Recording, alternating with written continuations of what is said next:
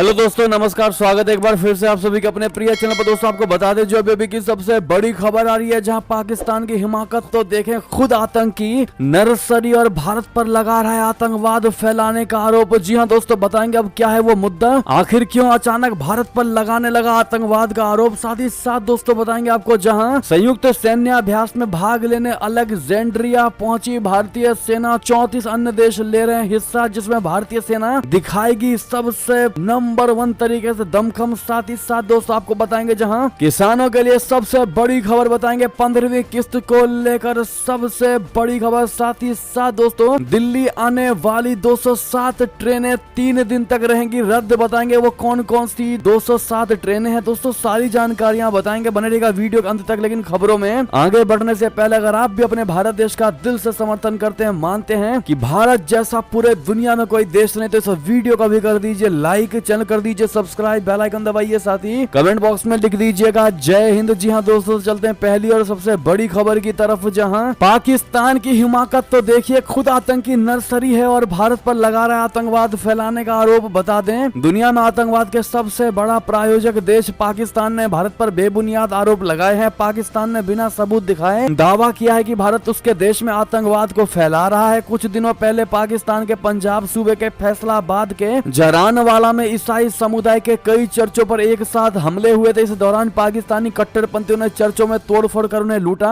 और ईसाई समुदाय के घरों में आग लगा दी। अब पाकिस्तान ने इस हमले का ठीकरा भारत के ऊपर फोड़ दिया है। पंजाब सूबे के पुलिस आईजीपी ने दावा किया है कि जरानवाला हिंसा में भारत का हाथ था। पाकिस्तानी विदेश कार्यालय की प्रवक्ता मुमताज जहरा बलूच ने साप्ताहिक ब्रीफिंग के दौरान पंजाब आईजीपी के बयान के बारे में एक सवाल के जवाब में दावा किया है कि जरानवाला हमें ईसाइयों पर हमले के पीछे भारतीय खुफिया agency research and analysis wing यानी रॉ का हाथ था। उन्होंने सवाल पूछने वाले पत्रकार से कहा कि मैं आपको सलाह दूंगी कि आप आंतरिक मंत्रालय से इस कानून व्यवस्था और खुफिया संबंधित मामलों के बारे में अधिक जानकारी प्राप्त करें। जी हाँ दोस्तों, इतना ही नहीं, उसने जम्मू कश्मीर पर भी जमकर जहर उगला। जम्मू और कश्मीर के श्रीनगर में मिस वर्ल्ड कार्यक्रम आयोजित किए जाने पर भी पाकिस्तान को मिर्ची लगी है। पाकिस्तानी विदेश कार्यालय की प्रवक्ता जहरा बलूच ने कहा कि हमने मीडिया रिपोर्टें देखी हैं। उन्होंने आरोप लगाया कि भारत बार बार अलग अलग कार्यक्रम आयोजित करके जम्मू कश्मीर में सामान्य स्थिति की झूठी कहानी पेश करने की कोशिश की है। जी हाँ दोस्तों, वैसे में भारत के खिलाफ वाकई में दोस्तों इस जहरा बलूच ने, या यूं कह ले कि पूरे पाकिस्तान ने जहर उगला है। और सबसे बड़ा झूठ तो यही बोला है दोस्तों कि भारत पर ही आतंकवाद का उल्टा आरोप लगा दिया है। अब ऐसे में दोस्तों आतंकिस्तान का भारत पर ये आरोप लगाना, आप लोग इसको किस नजरिए से देखते हो और आपकी क्या राय होगी पाकिस्तान के इस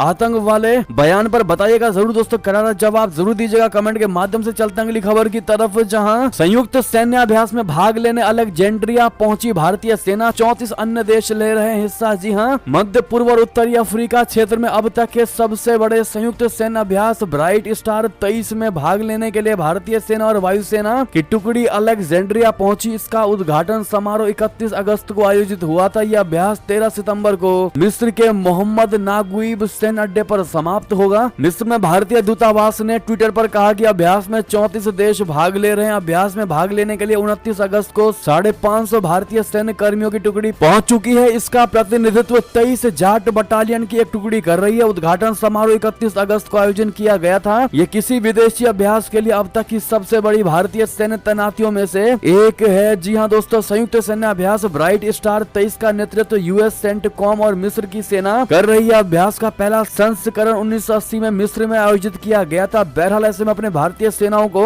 बेस्ट ऑफ लक जरूर कहिएगा दोस्तों। आप लोग चलते अगली खबर की तरफ, जहां पर G20 में सच में शामिल होने भारत नहीं आएंगे चीनी राष्ट्रपति शी जिनपिंग, हो गया आधिकारिक ऐलान। जी हां दोस्तों, ऑफिशियली जानकारी सामने आ चुकी है। आपको बता दें चीनी राष्ट्रपति शी जिनपिंग G20 शिखर सम्मेलन में शामिल होने के लिए वास्तव में भारत नहीं आएंगे। चीनी पक्ष ने इस बात की जानकारी आधिकारिक तौर पर भारत के साथ साझा कर दी है। अब G20 शिखर सम्मेलन में चीन का प्रतिनिधित्व प्रधानमंत्री ली कियांग करेंगे। शी जिनपिंग के भारत दौरे के रद्द होने की आशंका पहले से जताई जा रही थी। हालांकि चीन ने अब इस बात की आधिकारिक पुष्टि कर दी है, लेकिन उसने इस दौरे के रद्द होने के पीछे का कारण नहीं बताया है। चर्चा है कि शी जिनपिंग 8 से 9 सितंबर को आसियान शिखर सम्मेलन में शामिल होने के लिए इंडोनेशिया की राजधानी जकार्ता का दौरा कर सकते हैं। रिपोर्ट्स के अनुसार चीनी पक्ष ने आधिकारिक तौर पर भारतीय पक्ष को बताया है कि G20 शिखर सम्मेलन के प्रतिनिधि मंडल का नेतृत्व प्रधानमंत्री ली कियांग करेंगे। दोस्तों अगली खबर की बात करते हैं, जहां जहां पीएम मोदी अगले हफ्ते जकार्ता की यात्रा करेंगे। बता दें प्रधानमंत्री नरेंद्र मोदी जी आसियान, भारत और पूर्वी एशिया शिखर सम्मेलन में भाग लेने के लिए इंडोनेशिया की राजधानी जकार्ता की 6 और 7 सितंबर को यात्रा करेंगे। विदेश मंत्रालय ने शनिवार को यह जानकारी दी। मोदी 10 देशों के संगठन दक्षिण पूर्वी एशियाई राष्ट्रों के समूह बोले तो आसियान के नेताओं के साथ चर्चा करेंगे। इस वार्ता के केंद्र में आसियान के साथ भारत के बढ़ते व्यापार और सुरक्षा संबंध के रहने की संभावना है। पिछले साल दोनों पक्षों के बीच संबंधों के व्यापक रणनीतिक साझेदारी तक बढ़ने के बाद ये पहला आसियान भारत शिखर सम्मेलन होगा। विदेश मंत्रालय ने अपने बयान में कहा कि प्रधानमंत्री नरेंद्र मोदी इंडोनेशिया गणराज्य के राष्ट्रपति जोको विडोडो के आमंत्रण पर 6 से 7 सितंबर तक जकार्ता की यात्रा करेंगे। इसमें कहा गया है कि प्रधानमंत्री 20वें आसियान भारत शिखर सम्मेलन में शामिल होने के साथ 18वीं पूर्वी एशिया शिखर सम्मेलन में हिस्सा लेंगे, जिसकी मेजबानी आसियान के मौजूदा अध्यक्ष के रूप में इंडोनेशिया कर रहा है। ऐसे में दोस्तों प्रधानमंत्री नरेंद्र मोदी जी को एडवांस में हैप्पी जर्नी जरूर कहिएगा। चलते अगली खबर की तरफ, जहां सऊदी अरब के क्राउन प्रिंस ने फिर एक बार कर दी पाकिस्तान की घनघोर बेइज्जती। जी हां दोस्तों, सऊदी अरब के क्राउन प्रिंस और प्रधानमंत्री मोहम्मद बिन सलमान यानी MBS ने G20 सम्मेलन के लिए भारत यात्रा की खातिर अपना पाकिस्तान का दौरा रद्द कर दिया है। पाकिस्तान के अखबार द नेशन ने बताया है कि सऊदी और पाकिस्तान के बीच हुए सलाह मशवरे के बाद सऊदी क्राउन प्रिंस का इस्लामाबाद दौरा कुछ समय के लिए टाल दिया गया है। सऊदी क्राउन प्रिंस G20 सम्मेलन के लिए भारत आने से पहले पाकिस्तान जाने वाले थे। पाकिस्तान विदेश विभाग की प्रवक्ता मुमताज जहरा बलोच ने बताया कि इस दौरे की प्लानिंग जारी है, जल्द ही नई तारीखों का ऐलान किया जाएगा। उनकी माने तो नई तारीखों का फैसला दोनों देश आपसी सहमति से मिलकर लेंगे। पाकिस्तान बड़ी बेसब्री से सऊदी क्राउन प्रिंस दौरे का इंतजार कर रहा था। पिछले दिनों ऐसी खबरें आई थी कि सऊदी क्राउन प्रिंस सितंबर के दूसरे हफ्ते में पाकिस्तान का दौरा कर सकते हैं। कहा जा रहा था कि मोहम्मद बिन सलमान देश के कार्यवाहक प्रधानमंत्री अनवर उल हक काकर और सेना प्रमुख जनरल असीम मुनीर से मुलाकात कर सकते हैं। चलते हैं दोस्तों अगली खबर की तरफ, जहां चंद्रयान 3 मिशन को लेकर बड़ी खबर। मिशन पूरा कर चैन की नींद सो गया रोवर, इसरो ने बताया इस दिन खुलेगी नींद। बता दें चंद्रयान 3 मिशन से जुड़ी एक अहम जानकारी सामने आई है। आपको बता दें रोवर ने अपना असाइनमेंट पूरा कर लिया है और अब ये चैन की नींद सोएगा। इसरो ने बताया कि रोवर को सुरक्षित ढंग से पार्क कर दिया गया है और स्लीप मोड में डाल दिया गया है। इसके अलावा APXAXLIBS पेलोड्स को भी बंद कर दिया गया है। इसरो के मुताबिक इन पेलोड्स में दर्ज सभी डेटा लैंडर के जरिए पृथ्वी पर ट्रांसमिट किया जा चुका है। इसके अलावा इसरो ने यह भी बताया कि अब रोवर कब नींद से जागेगा। इसरो ने बताया कि फिलहाल रोवर प्रज्ञान की बैटरी पूरी तरह से चार्ज है। इसके साथ ही रोवर के सोलर पैनल को इस तरह से सेट कर दिया गया है कि जब 22 सितंबर को चंद्रमा के दक्षिणी ध्रुव पर फिर से सूरज की रोशनी पड़े, ये उसे ग्रहण कर सके। चलते हैं दोस्तों अगली खबर की तरफ, जहां पर द्वितीय विश्व युद्ध में जापान के आत्मसमर्पण का वीडियो ग्लोबल टाइम्स ने शेयर कर उगला जहर। जी हां दोस्तों, चीन में आज द्वितीय विश्व युद्ध में जापान के आत्मसमर्पण का जश्न मनाया गया। इस मौके पर चीनी मीडिया ग्लोबल टाइम्स ने जापान के आत्मसमर्पण का 78 साल पुराना वीडियोस ट्वीट कर जमकर जहर उगला। ग्लोबल टाइम्स ने कहा कि जापान में आज भी सैन्यवाद तेजी से बढ़ रहा है, जिसके खिलाफ सतर्क होने की आवश्यकता है। उसने जापान के प्रति अपनी शत्रुता का इजहार करते हुए अतीत से सीख लेने की नसीहत भी दी। जापान ने 2 सितंबर 1945 को औपचारिक रूप से द्वितीय विश्व युद्ध के दौरान आत्मसमर्पण पर हस्ताक्षर किए थे। हालांकि जापान के आत्मसमर्पण की घोषणा सम्राट हिरोहितो ने 15 अगस्त 1945 को कर दी थी। जी हां दोस्तों, अगली खबर की बात करते हैं, जहां G20 समिट को लेकर बड़ी खबर। 7 सितंबर को भारत आएंगे यूएस के राष्ट्रपति जो बाइडेन। पीएम मोदी से इन मुद्दों पर होगी बातचीत। दरअसल राजधानी दिल्ली में 9 और 10 सितंबर को G20 सम्मेलन होने जा रहा है। जैसा कि आप सभी जानते हैं, इस सम्मेलन में हिस्सा लेने के लिए अमेरिकी राष्ट्रपति जो बाइडेन 7 सितंबर को भारत आएंगे। उनकी 8 सितंबर को प्रधानमंत्री नरेंद्र मोदी जी से द्विपक्षीय बैठक होगी। व्हाइट हाउस की ओर से कहा गया है कि राष्ट्रपति बाइडेन 7 सितंबर को भारत के लिए रवाना होंगे। वो इस दौरान भारत में G20 सम्मेलन में शिरकत करेंगे। वो 8 सितंबर को प्रधानमंत्री मोदी के से द्विपक्षीय वार्ता करेंगे। वो G20 के नेतृत्व के लिए मोदी की सराहना करेंगे। वो 9 और 10 सितंबर को G20 सम्मेलन में हिस्सा लेंगे, जहां वो G20 के अन्य साझेदारों के साथ क्लीन ऊर्जा और जलवायु परिवर्तन जैसे कई वैश्विक मुद्दों पर चर्चा करेंगे। व्हाइट हाउस की ओर से कहा गया है कि इस दौरान यूक्रेन में रूस के राष्ट्रपति पुतिन के युद्ध के आर्थिक और सामाजिक प्रभावों को कम करने की कोशिश की जाएगी और वर्ल्ड बैंक सहित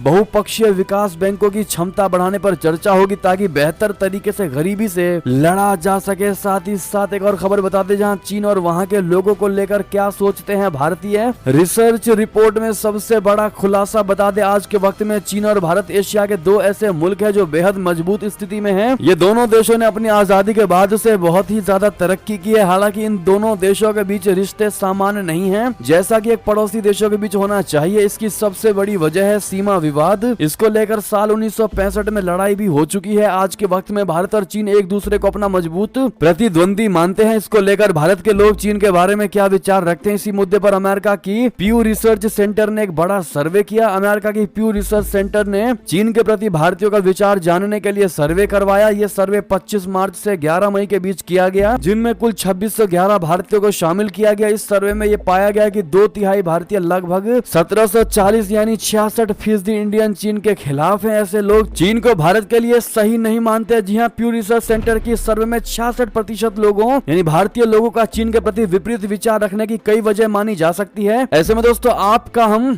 सर्वे लेना चाहें तो आप क्या जवाब देंगे? चीन को लेकर आपके प्रति क्या विचार हैं? दोस्तों कमेंट में लिखकर अवश्य बताइएगा। चीन और वहां के लोगों को लेकर आप भारतीयों का क्या विचार है, बताना मत भूलिएगा। अगली खबर की बात करते हैं, जहां सोने की तस्करी से लेकर एटीएम की लूट तक चीनी अपराधियों का गढ़ बना नेपाल भारत के लिए बने खतरा। जी हां, नेपाल में चीन के कई आपराधिक गैंग्स एक्टिव हैं। ये नेपाल में सोने की तस्करी से लेकर मैच फिक्सिंग, कॉल बाईपास, मानव तस्करी, एटीएम की लूट, ऑनलाइन फ्रॉड और गैर कानूनी तरीके से विदेशी मुद्रा की ट्रेडिंग करते हैं। हाल ही में नेपाल में राजस्व जांच विभाग यानी डीआरआई ने पुष्टि की है कि 19 जुलाई को 60 किलोग्राम सोने की तस्करी में एक चीनी गिरोह शामिल था और इस गैंग ने नेपाल के रास्ते भारत में सोना पहुंचाया था। ये लगातार भारत के लिए भी मुसीबत बनता जा रहा है। इसके अलावा भारत में लोगों की जान लेने वाले लोन एप्लीकेशन में से कई नेपाल से ही चलते हैं। नेपाल पुलिस के प्रवक्ता उप महानिरीक्षक कुबेर कदायत ने कहा कि हाल ही में चीनी नागरिकों की आपराधिक गतिविधियों में बढ़ोतरी हुई है। उन्होंने बताया कि चीनी पर्यटक वीजा पर नेपाल आते हैं और यहाँ पहुँचने के बाद आपराधिक प्रवृत्ति वाले लोग क्राइम में हिस्सा लेते हैं। आईटी सेक्टर में काम करने की आड़ में ये लोग यहाँ रहते हैं। इसके बाद सोने की तस्करी, कॉल बाईपास, मैच फिक्सिंग आदि धंधे में लग जाते हैं। जी हाँ दोस्तों, एक और खबर की बात करते हैं, जहां भारत पाकिस्तान मैच में जब गूंजा राम सिया राम जय जय राम के नारे, कवि कुमार विश्वास भी अपनी प्रतिक्रिया देने से नहीं रोक पाए। जी हाँ, भारत और पाकिस्तान के बीच एशिया कप का मैच श्रीलंका के पल्ले केले मैदान में खेला जा रहा था।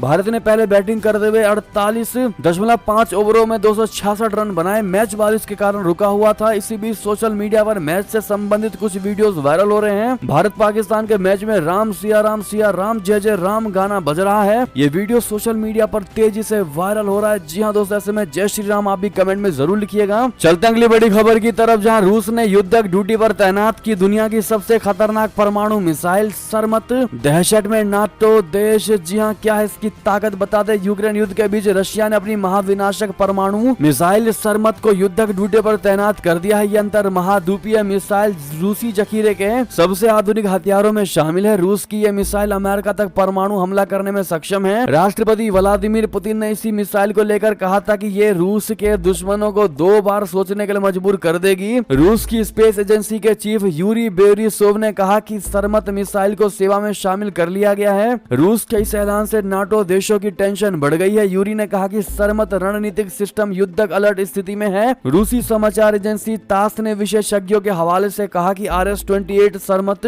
मिसाइल 10 टन के वजन के कई परमाणु बम ले जा सकती है। जी हाँ दोस्तों, साथ ही साथ एक और खबर की बात करें, जहां सीमा हैदर को मिला सलमान खान के शो का ऑफर बिग बॉस 17 को लेकर। क्या सचिन संग घर में एंट्री करेंगी सीमा या नहीं, बता दे। सलमान खान का विवादित रियलिटी शो बिग बॉस का हर सीजन अपने कंटेस्टेंट की वजह से विवादों में घिरा रहता है। अब कुछ समय से अपकमिंग सीजन बिग बॉस 17 को लेकर काफी चर्चा बनी हुई है। ऐसे में शो के लिए नए कंटेस्टेंट्स की तलाश भी हो चुकी है। सीमा हैदर को लेकर दोस्तों बड़ी खबर आ रही है कि सीमा हैदर को बिग बॉस ने ऑफर दिया है और कहीं ना कहीं अब सबसे बड़ा सवाल ये उठ रहा है कि क्या सचिन को लेकर सीमा बिग बॉस के घर में जाएंगी या नहीं, क्या उनका जाना लीगल होगा भी या नहीं। दोस्तों आपको क्या लगता है, अपनी राय अवश्य दीजिएगा। अगली खबर की बात करें, जहां एक देश एक चुनाव की कमेटी से अधीर रंजन चौधरी ने किया किनारा। गृह मंत्री अमित शाह जी को लिखा पत्र, आखिर बता दें। कांग्रेसी सांसद और लोकसभा में विपक्ष के नेता अधीर रंजन चौधरी ने एक राष्ट्र एक चुनाव की जांच के लिए केंद्र द्वारा गठित 8 सदस्यीय समिति का हिस्सा बनने के निमंत्रण को अस्वीकार कर दिया है। उन्होंने गृह मंत्री अमित शाह को लिखे एक लंबे पत्र में अपना पक्ष रखा है। उन्होंने लिखा, मुझे उस कमेटी में काम करने से इनकार करने में कोई झिझक नहीं है जिसकी शर्तें इसके परिणामों की गारंटी के लिए तैयार की गई है। मुझे डर है कि यह पूरी तरह से धोखा है। दोस्तों आपको बता दें कि वन नेशन वन इलेक्शन पर कानून मंत्रालय ने बनाई है कमेटी। रामनाथ कोविंद के साथ इनको भी टीम में मिली जगह। दरअसल एक देश एक चुनाव पर कानून मंत्रालय ने शनिवार को एक कमेटी का गठन किया है। पूर्व राष्ट्रपति रामनाथ कोविंद कमेटी की अध्यक्षता करेंगे। इसके अलावा गृह मंत्री अमित शाह जी, लोकसभा में कांग्रेसी नेता अधीर रंजन चौधरी, NK सिंह, संजय कोठारी, पूर्व राज्यसभा सांसद गुलाम नबी आजाद, वरिष्ठ अधिवक्ता हरीश साल्वे, संवैधानिक कानून के विशेषज्ञ सुभाष कश्यप भी कमेटी के मेंबर होंगे। लेकिन दोस्तों, अधीर रंजन चौधरी ने अपना बयान क्लियर कर दिया है और एक देश एक चुनाव की कमेटी से किनारा कर लिया है। जी हां दोस्तों,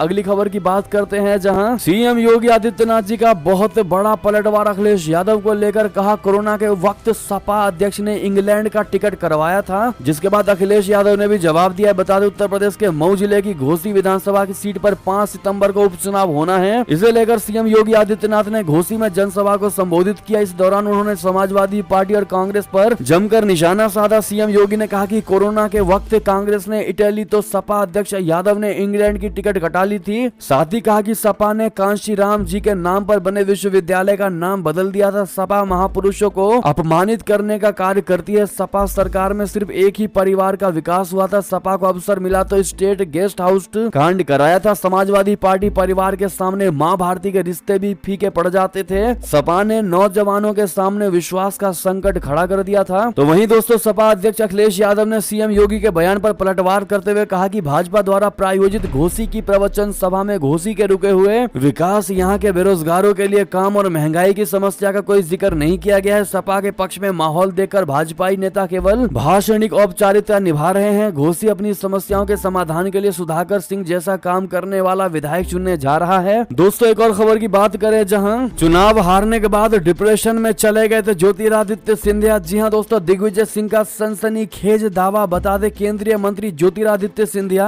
कि पिछले लोकसभा चुनाव में गुना सीट से अप्रत्याशित हार पर मध्य प्रदेश के पूर्व मुख्यमंत्री दिग्विजय सिंह ने सनसनीखेज खुलासा किया है। एक यूट्यूब चैनल से बातचीत में दिग्विजय सिंह ने कहा कि इस हार के बाद ज्योतिरादित्य सिंधिया डिप्रेशन में चले गए थे। दिग्विजय सिंह ने यह भी दावा किया है कि भारतीय जनता पार्टी कभी भी ज्योतिरादित्य सिंधिया को आगे नहीं बढ़ाएगी। अपनी बेबाक राजनीतिक बयानों के कारण हमेशा चर्चा में रहने वाले कांग्रेस के दिग्गज नेता और राज्यसभा सांसद दिग्विजय सिंह ने यूट्यूब चैनल से बातचीत में यह भी स्वीकार किया है कि कमलनाथ में धैर्य की कमी है, लेकिन अब उन्होंने इसमें काफी सुधार कर लिया है। दिग्विजय सिंह ने कहा कि हमेशा दिल्ली में रहने वाले कमलनाथ पिछले 5 साल से मध्य प्रदेश में उनकी यानी दिग्विजय की उम्मीद से ज्यादा मेहनत कर रहे हैं। दिग्विजय सिंह ने बातचीत के दौरान साफ कर दिया है कि कांग्रेस की तरफ से कमलनाथ ही मुख्यमंत्री पद के दावेदार हैं। उन्होंने भी कमलनाथ को अपना नेता मान लिया है। जी हां दोस्तों, दिग्विजय सिंह ने ज्योतिरादित्य सिंधिया को लेकर कहा कि ज्योतिरादित्य की नाराजगी मुझ पर हो सकती है, मैं कह नहीं सकता, लेकिन मेरे सामने आज भी वे अच्छे से मिलते हैं। उनका नजरिया बदला जब वे चुनाव हार गए। चुनाव हारने के बाद वे इतने डिप्रेशन में चले गए थे कि मैं कह नहीं सकता। जी हाँ, दिग्विजय ने भोपाल लोकसभा सीट पर मिली हार का वाकया याद करते हुए कहा कि मैंने तो कहा था कि आज हारो, कल से लड़ाई फिर से शुरू करो। हम लोग विचारधारा के लिए लड़ रहे हैं और आखिरी सांस तक लड़ेंगे। ये लड़ाई कोई पद के लिए नहीं, इसलिए चुनाव की हार जीत का असर मुझ पर नहीं पड़ता। दोस्तों, अब अगले लोकसभा चुनाव से पहले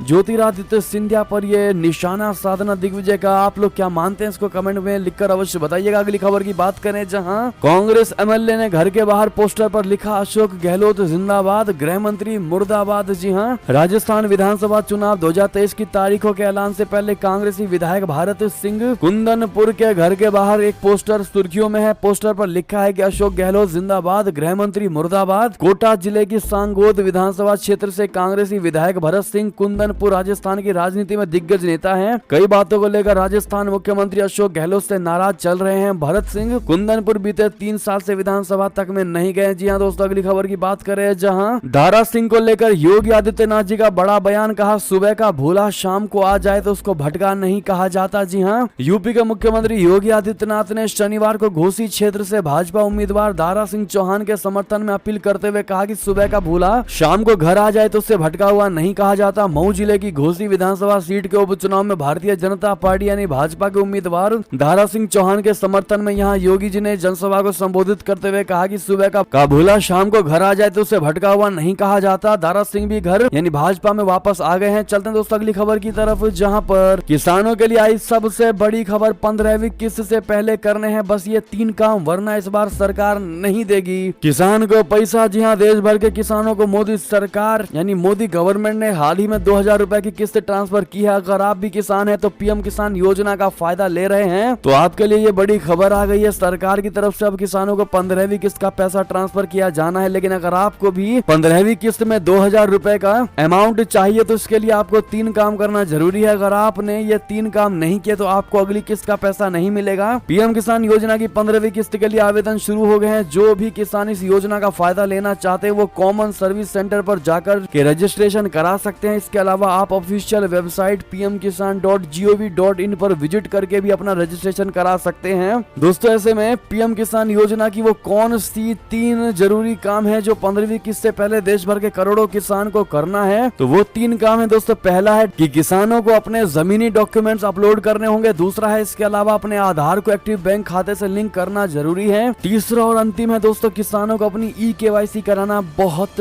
जरूरी है। बहरहाल दोस्तों क्या आपको अब तक के 14 किस्त मिल चुके हैं? कमेंट में लिखकर अवश्य बताइएगा दोस्तों, या कोई सी किस्त आपकी रह रही है बताना मत भूलिएगा। साथ ही साथ अंतिम खबर की बात करें जहां उत्तर रेलवे की 207 ट्रेनें 3 दिन तक रहेंगी रद्द। 36 के रूट में होगा बदलाव। G20 समिट के चलते लिया गया है यह निर्णय। जी हां, दिल्ली में होने वाले G20 शिखर सम्मेलन की तैयारियां लगभग अंतिम दौर में हैं। सुरक्षा के कड़े प्रबंध के साथ दिल्ली सरकार ने 3 दिन के सार्वजनिक अवकाश की घोषणा पहले ही कर दी थी। वहीं अब रेलवे ने सुरक्षा के मद्देनजर 207 ट्रेनों का संचालन 3 दिन के लिए रद्द कर दिया है। शनिवार को जारी उत्तर रेलवे के एक बयान के मुताबिक ये आदेश 3 दिन यानी 9, 10 और 11 सितंबर तक प्रभावी रहेगा। उत्तर रेलवे ने कहा कि नई दिल्ली में G20 शिखर सम्मेलन के मद्देनजर 9, 10 और 11 को कुल 207 ट्रेनें सेवाएं रद्द कर दी जाएंगी। 36 ट्रेनें सेवाएं शॉर्ट टर्मिनेट यानी शॉर्ट ओरिजिनेट कर दी जाएंगी। बता दें कि G20 शिखर सम्मेलन 9 और 10 सितंबर को प्रगति मैदान के भारत मंडपम में होगा। सभी देशों के प्रतिनिधित्व राजघाट, राष्ट्रीय आधुनिक कला गैलरी यानी नगमा और भारतीय कृषि अनुसंधान संस्थान यानी IARI पूसा का भी दौरा करेंगे। जी हाँ दोस्तों, बहरहाल ये थी अभी की सारी बड़ी खबरें। आपको हमारी खबर कैसी लगी? आशा करता हूँ बहुत अच्छी लगी होगी। अगर थोड़ी भी अच्छी लगी तो इस वीडियो को अपने दोस्तों में, भाइयों में, रिश्तेदारों में शेयर जरूर कर दीजिएगा। और अभी कर दीजिए इस वीडियो को लाइक, चैनल कर दीजिए सब्सक्राइब, बेल आइकन दबाइए, साथ ही कमेंट बॉक्स में लिख दीजिएगा जय हिंद जय भारत। और यहाँ तक